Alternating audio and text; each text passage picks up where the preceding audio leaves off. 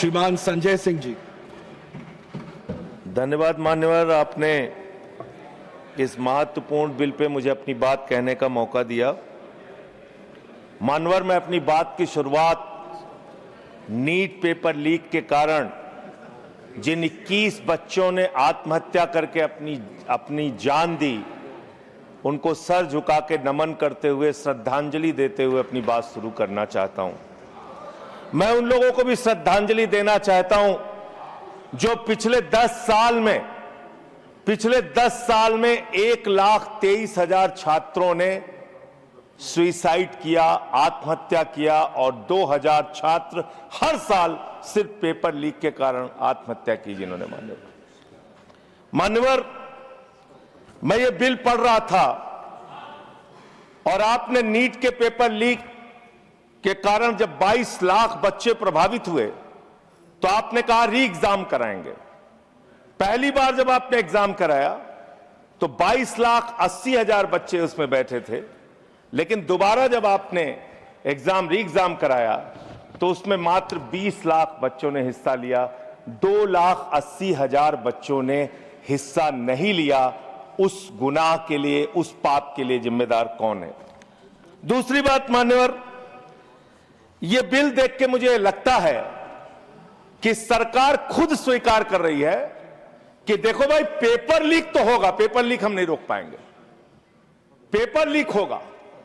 हत्या के खिलाफ सख्त कानून बनता है, बलात्कार के खिलाफ सख्त कानून बनता है।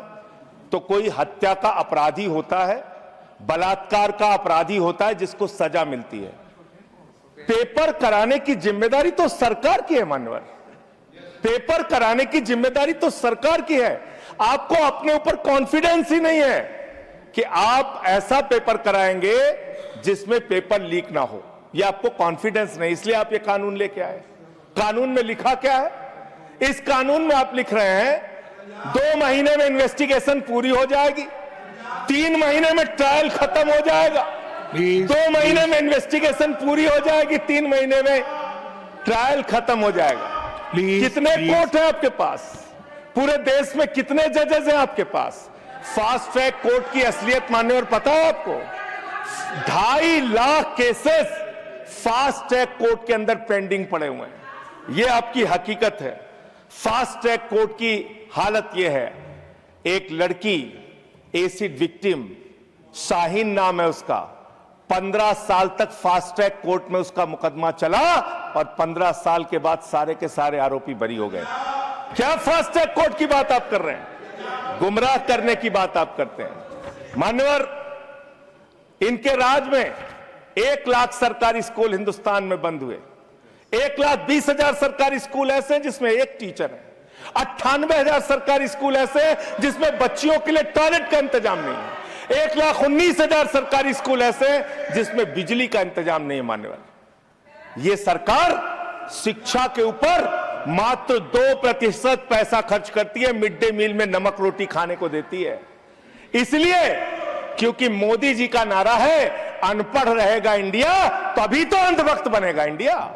अनपढ़ रहेगा इंडिया तभी तो अंधभक्त बनेगा इंडिया। मान्यवर, इस सरकार ने कोयला चुराया, गैस चुराया, बिजली चुराई, पानी चुराई, शिक्षा चुराया, स्कूल चुराया, अस्पताल चुराया, पेपर चुराया। हम लोगों ने सोचा अब क्या चुराएंगे? बोले हम चंदा भी चुराएंगे, राम का चंदा भी चुराएंगे। पेपर चोरी से लेके चंदा चोरी तक सारे चोरी के गुनाह में तुम लोग शामिल हो। मान्यवर, किसान आंदोलन करता है तो खालिस्तानी हो जाता है। किसान आंदोलन करता है तो खालिस्तानी हो जाता है।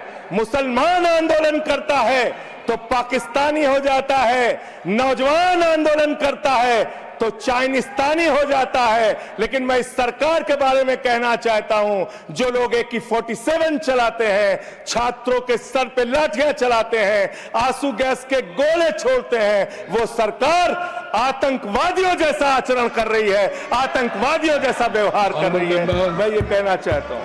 मान्यवर, प्लीज कंक्लूड, प्लीज। मान्यवर, मैं आपके माध्यम से इनको एक सुझाव देना चाहता हूं।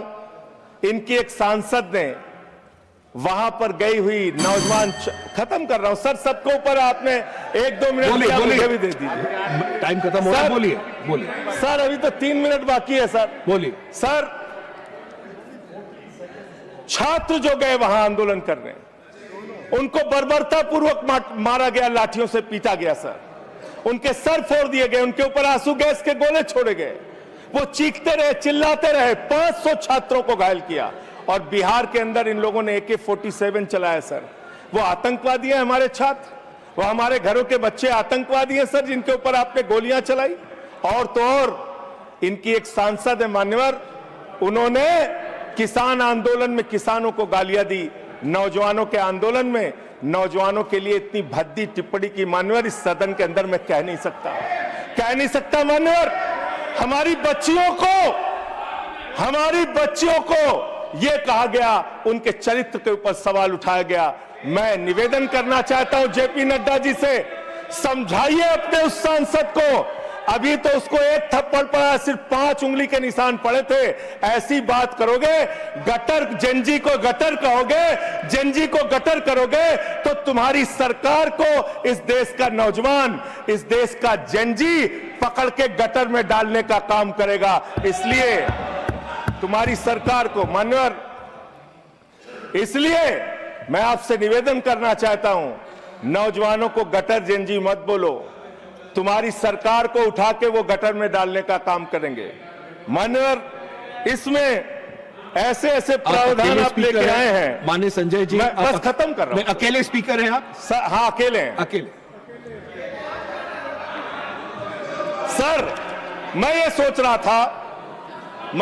रहा था कि ये सरकार ऐसा कानून लेके आए, अकेले रहेंगे तब भी तुम्हारे खिलाफ लड़ेंगे, याद रखना। माननीय संजय जी, अकेले रहेंगे तब भी तुम्हारे खिलाफ लड़ेंगे। ये दादागिरी कहीं और दिखाना। बैठ जाओ, चंदा चोरी करते हो तुम लोग। माननीय तरुण जी, माननीय Sanjay ji, address the chair, chair को एड्रेस करें, एड्रेस द चेयर। माननीय संजय जी, मैं खत्म कर रहा हूं सर। अरे नहीं, एड्रेस द चेयर। माननीय तरुण जी, पेपर चोर, प्लीज प्लीज। सर, मैं सोच रहा था संजय जी, अंतिम में एक बात माननीय तरुण जी, पेपर चोर, प्लीज। अकेला रहूंगा तो रहूंगा तुमसे, प्लीज। किसी गलत फहमी में मत पड़ना। माननीय संजय जी, समय जा रहा है आपका, समय जा रहा है। हाँ, खत्म एड्रेस करिए सर, एड्रेस द चेयर। मान्यवर, मैं सोच रहा था कि आखिर ये सरकार ये पेपर चोरों के खिलाफ कार्रवाई क्यों नहीं करती। मुझे ये पता चला मान्यवर, ईडू टेस्ट नाम की एक कंपनी, खत्म कर रहा हूं, ईडू टेस्ट नाम की एक कंपनी जो गुजरात के अंदर ब्लैक लिस्टेड हुई, उससे बिहार में पेपर कराया गया, वहां भी ब्लैक लिस्टेड हुई, उसी से यूपी में पेपर कराया गया, वहां से भी ब्लैक लिस्टेड हुई। तो जो पेपर चोर है वो अहमदाबाद में ब्लैक लिस्ट हुए, बिहार में ब्लैक लिस्ट हुए, यूपी में पेपर चोरी की, क्योंकि उनको पेपर कराने का ठेका इसलिए मिलता है क्योंकि उनका संबंध, खत्म कर रहा हूं सर, 30 सेकंड सर, 30 सेकंड। उस ईडू टेस्ट कंपनी का पेपर चोर का संबंध देश के प्रधानमंत्री और कई राज्यों के मुख्यमंत्री से है। Thank you. मुख्यमंत्री से है सर। मुख्यमंत्री से है, इनके फोटो मिल जाएंगे। सर, खत्म कर रहा हूँ, धमकी मत दिलवाइए सर। कंक्लूड करिए। चोर हमको धमकी दे रहे हैं, ये चंदा चोर हमको धमकी दे रहे हैं। Anything unparliamentary will not go on record. Anything unparliamentary will not go on record. Please conclude करिए। I'll allow you. Chandrashekhar ji के अंतिम लाइन कंक्लूड करिए। आप ही आ रहे हैं सर, हम कंक्लूड करिए। I'll have to put that on. I'll allow you. Conclude करिए। बिठाइए। कंक्लूड करिए। पेट में दर्द शुरू हो गया। संजय जी, मिर्गी के झटके आ रहे हैं सर, करिए, उनको समझाइए। कंक्लूड करिए प्लीज। मिर्गी के झटके आ रहे हैं सर, उनको समझाइए सर। मैं आपको समय दूंगा। I'll give you the time, please. Conclude करिए सर, कंक्लूड करिए। अंत में चंद्रशेखर जी, स्वर्गीय प्रधानमंत्री जी की एक लाइन के साथ अपनी बात कहना चाहता हूं। इस देश के नौजवानों की तरफ से आपको जिन हाथों में शक्ति भरी है राज तिलक देने की, जिन हाथों में शक्ति भरी है राज तिलक देने की, उन हाथों में ही ताकत है सर उतार लेने की। इसलिए अहंकार मत करो। Thank you.